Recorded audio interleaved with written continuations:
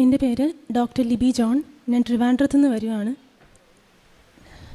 അമ്മ മാതാവിനും തിരുകുമാരനും നന്ദി. ആക്ച്വലി ഞാൻ MBBS എടുത്തത് റഷ്യയിൽ നിന്നാണ്. അപ്പോൾ ഇവിടെ വന്നിട്ട് നമ്മൾ ആദ്യം FMG എക്സാം ക്ലിയർ ചെയ്യണം. വളരെ ഡിഫിക്കൽട്ടായിട്ടുള്ളൊരു പരീക്ഷയാണ്. ഞാൻ 2022 പാസ് ഔട്ടായത്. വീട്ടിൽ തന്നെ ഇരുന്ന് പഠിക്കുമായിരുന്നു. കോച്ചിങ് സെൻറ്ററിലൊന്നും പോയിട്ടില്ല. ആദ്യം ഞാൻ എൻ്റെ ബുദ്ധിയിൽ ആശ്രയിച്ചു. നന്നായിട്ട് പഠിച്ചാൽ പാസ്സാവാമല്ലോ എന്നാഗ്രഹിച്ചു. അപ്പോൾ അമ്മ പറഞ്ഞു, പോയി ഉടമ്പടി എടുത്ത് പ്രാർത്ഥിക്കുക എന്ന് പറഞ്ഞു. എനിക്കപ്പം ആദ്യം ഉടമ്പടിയോട് വലിയ താല്പര്യമൊന്നുമില്ല. ഞാൻ പിന്നെ അമ്മ നന്നായിട്ട് പഠിച്ചാൽ മതിയല്ലോ, വേറെ ഞാൻ ദിവസം പള്ളിയിൽ പോകുന്നുണ്ട്, വേറെ ഉടമ്പടി ഇപ്പം എടുത്താൽ തന്നെ പാസ്സാവണം എന്നൊന്നുമില്ലല്ലോ എന്ന് ഞാൻ ആദ്യമേ പറഞ്ഞു. അങ്ങനെ ഞങ്ങളിങ്ങനെ ഇടയ്ക്കിടയ്ക്ക് വാക്ക് തർക്കങ്ങൾ വരാറുണ്ട്. പക്ഷേ എക്സാം ഡിസംബർ 2022 ഞാൻ നന്നായിട്ടിരുന്ന് പഠിക്കുന്നുണ്ട്. പക്ഷേ ലാസ്റ്റായപ്പോൾ ഫുൾ നെഗറ്റീവ് തോട്ട്സ്. എന്നെക്കൊണ്ട് പറ്റുമോ, സാധിക്കുമോ, എന്തോ എന്നെക്കൊണ്ട് ഒട്ടും പറ്റാത്തൊരു ഫീലിംഗ് എനിക്ക് ലാസ്റ്റായപ്പോൾ വന്നു. പിന്നെ ഞാൻ വെച്ചു, അമ്മ നമുക്ക് കൃപാസനം വരെ ഒന്ന് പോയി പ്രാർത്ഥിക്കാം എന്നേ പറഞ്ഞോളൂ. അപ്പോഴും എനിക്ക് ഉടമ്പടി എടുക്കണം എന്നൊരു മെൻറ്റാലിറ്റി ഇല്ല. ഇവിടെ വന്ന് പ്രാർത്ഥിച്ച് മാതാവിൻ്റെ അടുത്തൊന്ന് പ്രാർത്ഥിച്ചിട്ട് പോവാം എന്നേ വന്നുള്ളൂ. ഇവിടെ വന്ന് മാതാവിനോട് കണ്ണീരോടെ ഇരുന്ന് പ്രാർത്ഥിച്ചു. പെട്ടെന്ന് എനിക്ക് തോന്നിപ്പോയിരുന്നു ഉടമ്പടി എടുക്കാമെന്ന്. അങ്ങനെ ഞാൻ പോയി മാതാവിൻ്റെ അടുത്ത് നിന്ന് ഉടമ്പടി എടുത്തു. ഞാൻ സെപ്റ്റംബർ 2022 ഉടമ്പടി എടുക്കുന്നത്. ഉടമ്പടി എടുത്ത് തിരിച്ച് വീട്ടിൽ ചെന്നപ്പോഴത്തേക്ക് ആദ്യം മാതാവുണ്ടല്ലോ, ഇനി ആഞ്ഞിരുന്ന് പഠിക്കാം എന്നായി. അങ്ങനെ 10 മടങ്ങ് ശക്തിയോടെ ഇരുന്ന് പഠിച്ചു. പിന്നെ ഞാൻ എത്ര പഠിച്ചിട്ടും കവറാവുന്നില്ല ടോപ്പിക്ക്. ഡിസംബറിലാണ് പരീക്ഷ. പിന്നെ ഞാൻ മനസ്സിലൊന്ന് ആഗ്രഹിച്ചു, ഒന്നൊന്ന് മാറ്റി തന്നിരുന്നെങ്കിൽ, കുറച്ച് ദിവസം ഒന്ന് എക്സ്റ്റെൻഡ് ആക്കിയിരുന്നെങ്കിൽ എനിക്ക് കുറച്ചും കൂടി ഒന്ന് കവർ ചെയ്യാൻ പറ്റുമായിരുന്നു. പക്ഷേ മാതാവാണെങ്കിൽ ഭയങ്കര സംഭവമാണല്ലോ. അങ്ങനെ ഡിസംബറിൽ നടക്കേണ്ടുള്ള പരീക്ഷ ജാനുവരിയിലോട്ട് ഷിഫ്റ്റ് ചെയ്ത് തന്നു. ഞാൻ എൻ്റെ മാക്സിമം എഫേർട്ട് ഇട്ട് എനിക്ക് കിട്ടിയ ചാൻസാണ്, കളയരുതല്ലോ എന്ന് വിചാരിച്ചിട്ട്. എനിക്ക് ഫസ്റ്റ് അറ്റംപ്റ്റിൽ തന്നെ പാസ്സാവണമെന്ന് ഭയങ്കര ആഗ്രഹമായിരുന്നു. അപ്പം ഞാൻ എൻ്റെ മാക്സിമം എഫേർട്ട് ഇട്ട് പഠിച്ചു. എന്ന് രാവിലെ പള്ളിയിൽ പോകുമായിരുന്നു, കുമ്പസാരിക്കും, മാതാവിൻ്റെ പ്രതീക്ഷീകരണ പ്രാർത്ഥന പഠിക്കും. അങ്ങനെ മാതാവിനെ കൂടെ നിർത്തി ഞാൻ എൻ്റെ മാക്സിമം എഫേർട്ട് ഇട്ടു.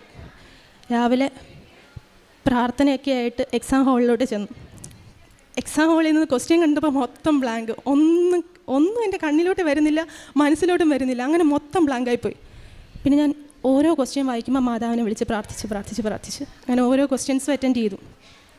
എക്സാം കഴിഞ്ഞിറങ്ങി തിരിച്ചു വന്നപ്പോഴത്തേക്ക് ഞാൻ പറഞ്ഞു, എനിക്ക് വലിയ പ്രതീക്ഷയൊന്നുമില്ല, കിട്ടില്ല എന്ന് തോന്നുന്നു. പക്ഷെ എന്നാലും എൻ്റെ പ്രതീക്ഷ മാതാവിലായിരുന്നു. വെച്ചാൽ എൻ്റെ ബുദ്ധിക്ക് ഞാൻ പാസ്സാവില്ല, പക്ഷെ മാതാവ് സഹായിച്ചാൽ എനിക്ക് പാസ്സാവാൻ പറ്റും എന്നുള്ളൊരു പ്രതീക്ഷ എനിക്കുണ്ടായിരുന്നു. അങ്ങനെ ഒരു പ്രതീക്ഷയും, നമുക്കറിയാമല്ലോ ഒരു പരീക്ഷ കഴിഞ്ഞാൽ ഇനിയിപ്പോൾ കിട്ടിയില്ലെങ്കിൽ എന്ത് ചെയ്യണം എന്നുള്ളൊരു മെൻറ്റാലിറ്റി എനിക്കുണ്ടായിരുന്നു. ഞാൻ നൈസിലൊരു കോച്ചിങ് സെൻറ്ററൊക്കെ നോക്കി വെച്ചു. പറഞ്ഞില്ല വീട്ടിൽ, ഇങ്ങനെ കോച്ചിങ് സെൻറ്ററൊക്കെ നോക്കി വെച്ചു. അങ്ങനെ ഒരാഴ്ച കഴിഞ്ഞപ്പോഴത്തേക്ക് റിസൾട്ട് വന്നു. അത് പ്രതീക്ഷിക്കുന്ന സമയത്തൊന്നുമല്ല, അവർ നേരത്തെ ഇട്ടതാണ്. ഞാനൊരു പ്രാർത്ഥനയ്ക്ക് വേണ്ടി പൊയ്ക്കൊണ്ടിരിക്കുന്നതായിരുന്നു രാത്രി. അപ്പം ഫ്രണ്ട്സ് വിളിച്ചിട്ട് പറഞ്ഞു റിസൾട്ട് വന്നു.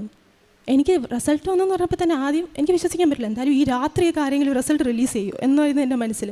ഫേക്കായിരിക്കും.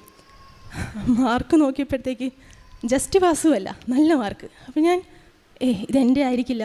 ഞാൻ കുറേ നേരം കൊണ്ട് എൻ്റെ ആണോ ചെക്ക് ചെയ്ത് 4-3 ഫ്രണ്ട്സിനെ വിളിച്ചു.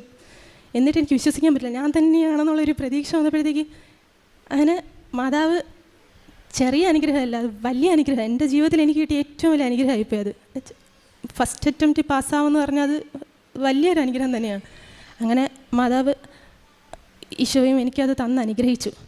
അപ്പോൾ ഞാൻ വിചാരിച്ചു എൻ്റെ ജീവിതത്തിലൊക്കെ വലിയ പ്രശ്നങ്ങളൊക്കെ കഴിഞ്ഞു, ഇനി ജീവിതം കുറച്ച് സുഖകരമായിരിക്കും എന്നൊക്കെ വിചാരിച്ച് പോയിക്കൊണ്ടുവന്നപ്പോഴേ വിചാരിച്ചു അപ്പോഴടുത്ത കഥ തുടങ്ങുന്നത്. അടുത്ത long process house residency period.